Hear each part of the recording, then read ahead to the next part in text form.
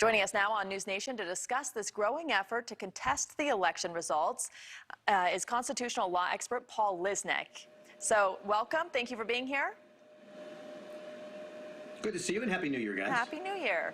So this is the most sweeping effort to undo a presidential election outcome since the Civil War. Dozens of legal challenges to subvert the election results have gone nowhere, and even these 11 lawmakers appear to admit in their statement that they know Congress is not likely to agree with their demands. So what is the goal here?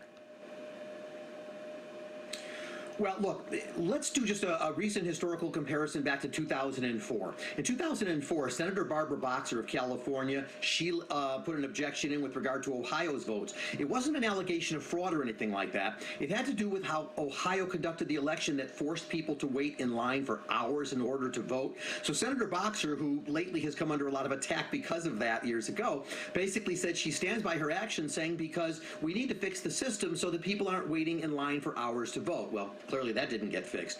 So this time, this is not that kind of complaint. The complaint here, of course, is all about there was fraud up and down the scale in these at least 4 states, Michigan and Pennsylvania and Wisconsin and Georgia, and tons of fraud. The problem is that where we've heard about the fraud has certainly been from the president. It's also been from many of his spokespeople, Rudy Giuliani and others. But we hear all this in a public forum. The question is, what has been presented in courts of law? What I can tell you is that all the fraud we are hearing about, none of that has been presented in a court of law. Essentially, even Rudy Giuliani in one case saying, we're not really alleging fraud here.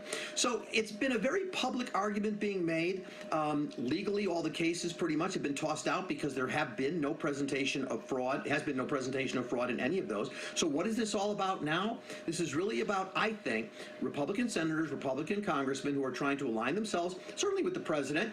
Some of the senators want to become president in 4 years. They want to align themselves with Trump voters, but in Congress, they're all very concerned about their re-election in 2 years. They want their constituents to know they're on the side of President Trump. And I really think it's more of that political piece than it is a legal argument, because the argument will fail on Wednesday. They're driving President Trump's base. Do you think that's the effort? Well, I think it is. I think they're appealing to President Trump's base because, you know, the tough part in Georgia, for example, the president will be appearing there on Monday, as will Vice President-elect Joe Biden, is that the president has said everything is rigged, right? He's called for the governor to step down, and yet somehow he's got to balance the it's a rigged election, your votes aren't being counted with, but please vote for these 2 senators who are running. It's a tough line that the president has to walk there, but yes, this is about Trump supporters. I think with regard to everybody standing behind him with regard to the Wednesday event, trying to bring up that vote. I also need to make it clear, what happens on Wednesday is really supposed to be a ceremonial moment.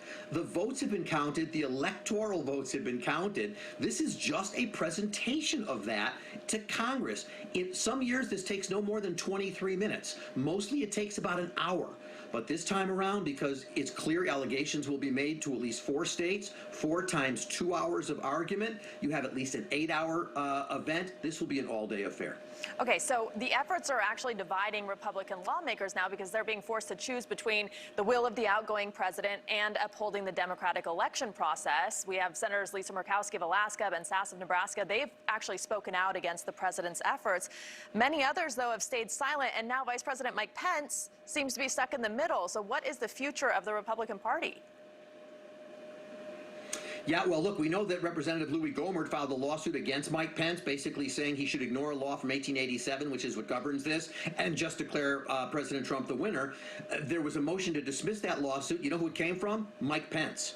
So clearly, and Pence basically, but his argument, I should be clear, is to say, hey, I'm on the same side as all these people, so there's no conflict with me. You need a conflict in order to have a lawsuit. That, of course, lawsuit was thrown out.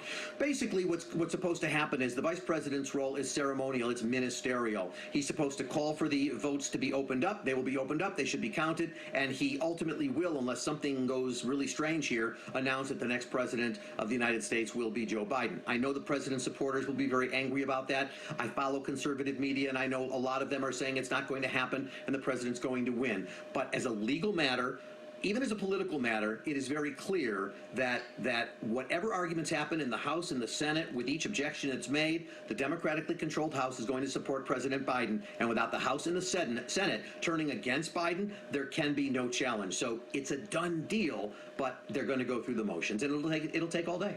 Paul Lisnek, I could talk to you all night, but we're out of time. Thank you for joining us. My pleasure, anytime.